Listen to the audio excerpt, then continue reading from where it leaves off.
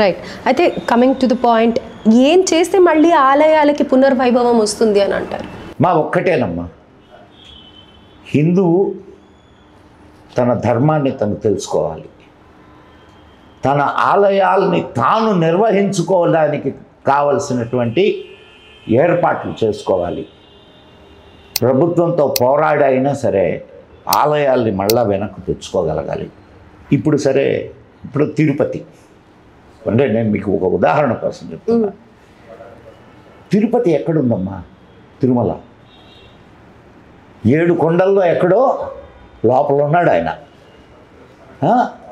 అక్కడికి రాళ్ళు ఎలా మోసారు, గుడి ఎలా కట్టారు, రోజు నిత్య ధూపదీప నైవేద్యాలు ఎలా జరిగినాయి, అక్కడికి వెళ్ళినటువంటి భక్తులు ఎక్కడ ఉన్నారు, ఎక్కడ తిన్నారు, ఎక్కడ పండుకున్నారు, ఇవన్నీ ఆనాడు జరగలా?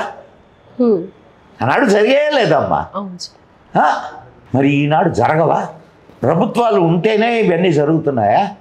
ప్రభుత్వాలు అక్కడ దళారీలు తిన్నది తింటున్నారు, ప్రభుత్వాలు దోచుకోవాల్సినవి దోచుకుంటున్నాయి. ఇన్ని జరుగుతూ కూడా డెవలప్మెంట్ జరుగుతుంది అంటే ఎంత ఆదాయం వస్తుంది ఒక టెంపుల్లో? ఇంత ఆదాయం నా హిందూ ధర్మం కోసం ఖర్చు పెడితే ఎంత అద్భుతమైనటువంటి డెవలప్మెంట్ జరుగుతుంది హిందూ సమాజం.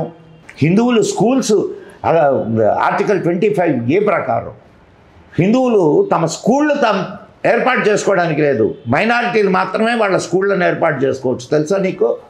నీ దేశంలో నీ విద్యని నువ్వు చెప్పుకోవడానికి లేదు. రైట్.